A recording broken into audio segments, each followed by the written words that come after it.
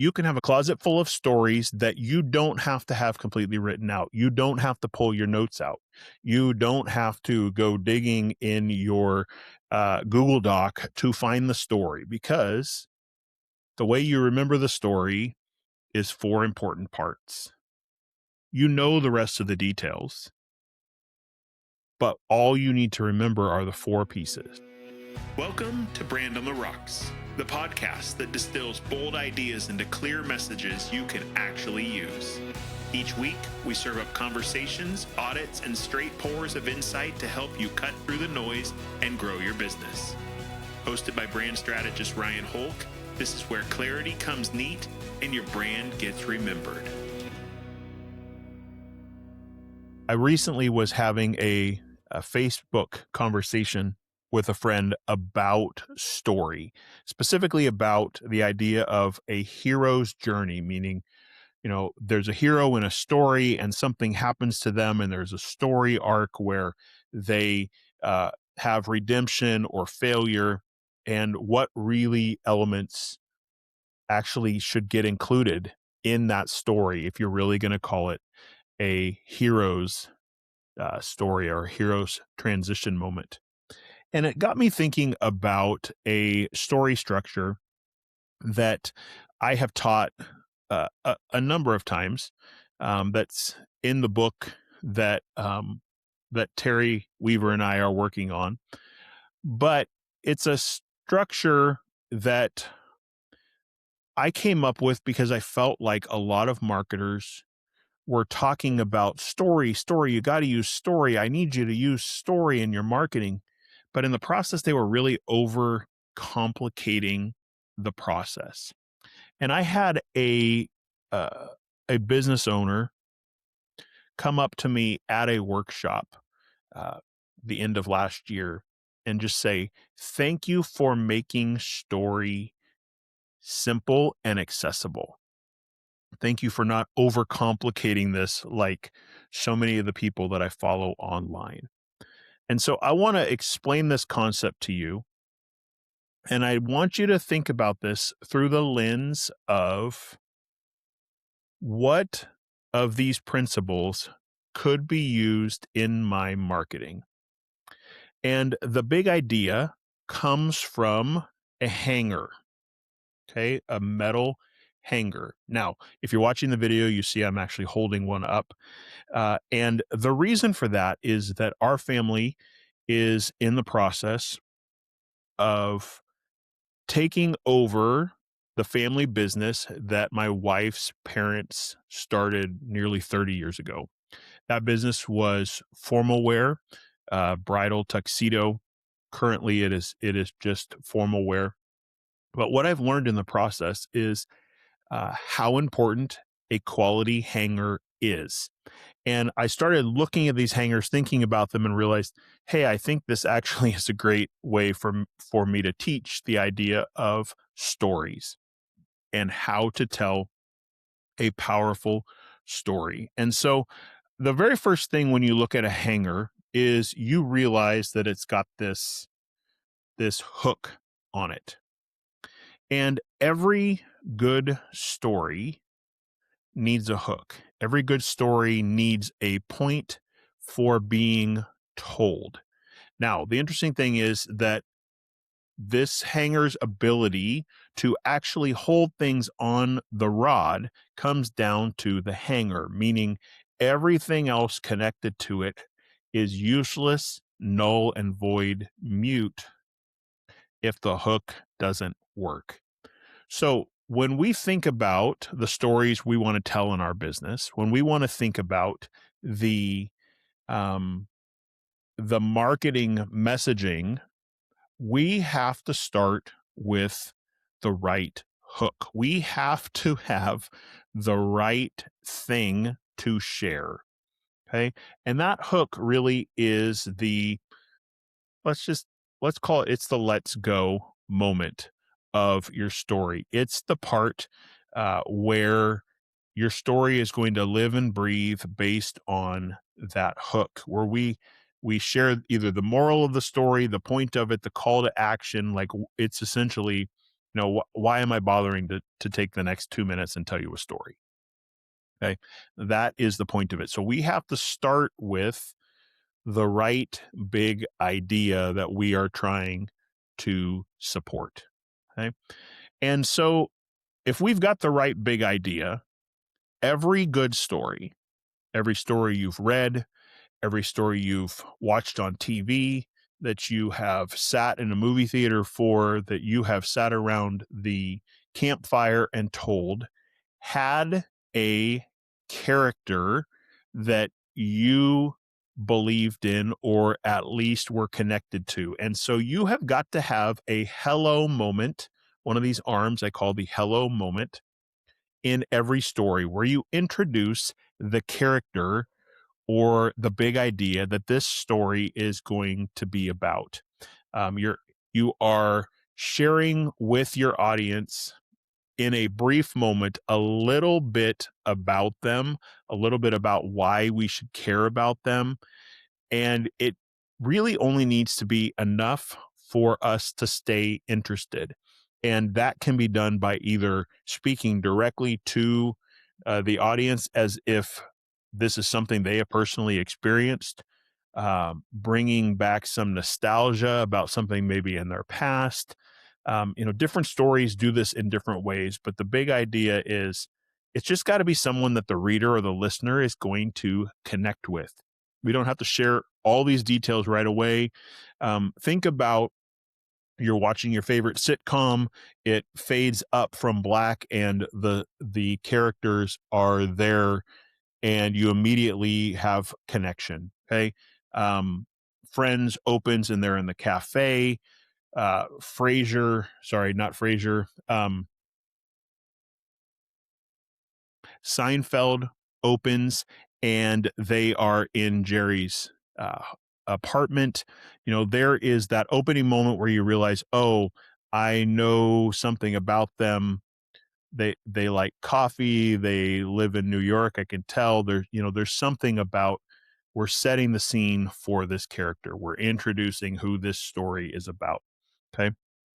So the next piece is we want to have some tension. Every good story has tension. There is conflict of some sort.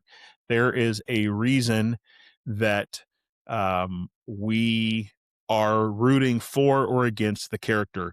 And so while we've got this hello moment where we introduce the character, we then have this oh no moment where they face some sort of challenge, some sort of tension that needs resolving. And in storytelling, oftentimes gets the bulk of the length of a movie, the written portion of a book, where they're really creating lots of tension and layers and weaving stories together and things like that. In our marketing, it doesn't have to be nearly that in depth. The whole thing is we need to introduce the fact that the character this story is about has a problem that needs to be solved and that they need to find a solution. That the question then is, what solution are they going to pick? What is that tension point that they're going to face?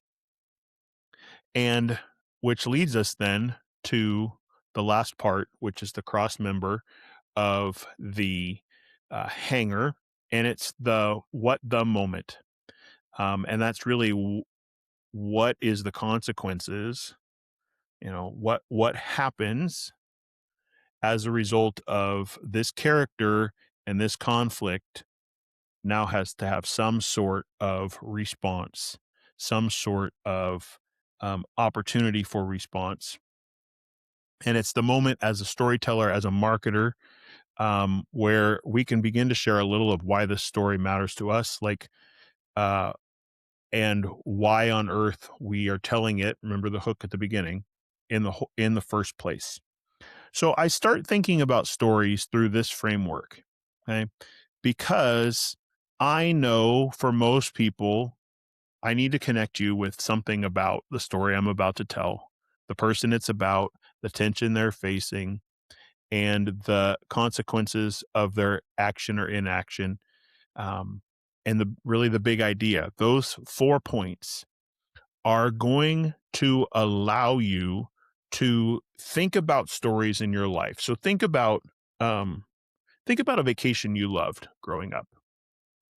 Now, if I asked you for details, you could probably press in what was it you liked about that, what happened in the time you were away, what were all those details, um, and and you'd share, and it probably could go on for a while. The problem is, if you were going to use a story like that in your marketing, most of the time, people aren't going to give you 5 minutes to tell the story. They're going to give you 30 seconds, 45 seconds tops. So we've got to find a way to look at that story, look at all those elements that we would love to share and say, what are the most important pieces? Who is this about? What is the tension? What is the problem they face? What is the consequences that they have as a result of addressing that tension? And then wrapping it up with our call to action, or here's why I actually told it to you. Here's what I hope your takeaway was. Think about the fables that you read as a kid. Think about Aesop's fables. Think about even stories like Dr. Seuss, and some of those stories where they weren't long. Yes, they were fun, but there was always a point to them. There was always something to be taught, but yet really it came down to a very simple story structure. It was not ornate. There were not 7 parts. There were not 9 parts. It really came down to, I'm going to tell you about this character. I'm going to tell you about the tension or the challenge and the consequences that they had, and then I'm going to wrap it up with, here's why I told you the story. So if you can begin to think about your stories that you might use in your marketing, the stories when you stand on stage that you might use, and think, okay, if I had to get these to the core elements, what are the core elements? Okay, I know these 4 core elements. Now I have 2 minutes. I can tell it quick. I have 5 minutes. I can tell it a little longer. I'm on a podcast. Well, maybe I could go 6 or 7 minutes if it was really engaging. But the point is that you begin to think about and filter through potential stories that you could share in your marketing, on a stage, in your emails, and think, at its core, what are the 4 most important things that I have to communicate right now? Those are the 4 things. How much am I going to expound on them? Well, that depends on my opportunity in the moment. But this 4-part story framework will begin to give you something to hang your story on. That's why it's called the hanger framework, to hang a story on. Because what I really, at the end of the day, hope that you as a marketer, you as a business owner can do is that you can have a closet full of stories that you don't have to have completely written out. You don't have to pull your notes out. You don't have to go digging in your Google Doc to find the story, because the way you remember the story is 4 important parts. You know the rest of the details, but all you need to remember are the 4 pieces, and decide in that moment, based on this audience, based on this opportunity, based on how this is going to be shared, what parts of this story am I going to elaborate on more or less? Think about your favorite TV shows that were made into movies, or your favorite book that was compressed into a movie. What pieces did they highlight? What pieces did they not share based on the context? Did it change the characters? No, it's still the same characters. Did everything they experience change? Well, between maybe a book and a movie, it did a little, but it's still the same character. You just shared more or less of the story. And that's the habit and the practice that I'd like to see you as a business owner begin to get into. That you think about, oh, if I was going to share this in front of someone, if I was going to put this in my marketing, if I was going to speak about it, what are the most important pieces that have to be communicated right now? And then let's have some room for growth. But I need to at least start with the most important things. because that framework will get you started. And getting started is the biggest barrier for so many people when it comes to using stories in their business. You have to start somewhere. Start with a simple framework that allows you to grow and expand your story as you see fit. That's today's On the Rocks episode of Brand on the Rocks. If you are struggling to figure out what are the most important stories that I should be telling, reach out. I'd love to have a conversation with you, spend a few minutes and kind of talk through where are you at and what are some of the stories that you ought to be chasing and figuring out how to run through this framework. As always, thank you for listening. And until next time, keep your ideas bold and your message clear. Straight up.